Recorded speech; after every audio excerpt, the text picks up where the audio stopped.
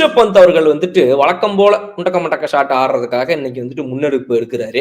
அதுல நீங்க ஆக்சுவலா பாத்தீங்கன்னா வந்து இன்னைக்கு அவருடைய ஷாட்ஸ்லாம் வந்து சீக்கிரமா ரன்ஸ் வர ஆரம்பிச்சிருச்சு. ஒரு 3 விக்கெட் 2வது செஷன்ல போன உடனே அதை அடிச்சு நிமித்தி கொண்டு வரதே யாருன்னா ரிஷப் பந்த் தான். இன்னைக்கு கம்மி டெலிவரிஸ்ல அதிகமா அடிச்சு போடுறாப்ல. முக்கியமா நம்ம சாய் சுதர்ஷன் அவர் கொஞ்சம் பொறுமையா ஆடிக்கிட்டு இருந்த அந்த நேரத்துல இவருடைய இந்த அடிங்கிறது வந்துட்டு சும்மா சரியான அடின்னு சொல்லலாம். நம்ம அப்படி ஒரு அடியை போட்டு இருக்கும்போது என்ன பண்ணிட்டாப்லன்னா தலைவன் வழக்கம் போல ஒரு ஃபுல் லென்த் டெலிவரி உள்ள நல்லா ஷூவை நோக்கி எகிரி வந்துருக்கு டெஸ்ட் மேட்ச் கிரிக்கெட்ல. அதுல என் தலைவன் என்ன பண்றாப்ல அப்படின்னா ஸ்விட்ச் மாதிரி கிட்டத்தட்ட வந்துட்டு இந்த பக்கம் திரும்பி இப்படி ஒரு அடி அடிக்க பாக்குறாப்ல. சுவிட்ச் கிடையாது, பட் இது சொல்றேன், ரிவர்ஸ் அடிக்க பாக்குறாப்ல. அந்த ரிவர்ஸ் ஹிட் அவர் அடிக்க பார்க்கும்போது என்ன ஆயிருது அப்படின்னா நேரா பால் சொயின்னு வந்து அவருடைய ஷூல அடிச்ச அடியில கால் இப்படி இல்ல, ஆக்சுவலா கால் இப்படி லைட்டா வச்சிருந்திருக்காரு. நேரா பால் வந்து இங்க அடிக்குது, சரிங்களா, இந்த இடத்துல அடிக்குது பால்.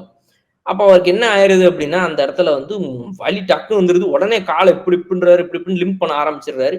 அப்புறம் அடுத்த பால் போடலான்னு அவங்க கிளம்புற போற நேரத்துல தான் தலைவனுக்கு தெரிய வருது ஆக்சுவலா அவ்வளவுதான் சுளுக்கு எடுத்துட்டான் அப்படின்றது தெரிய வருது.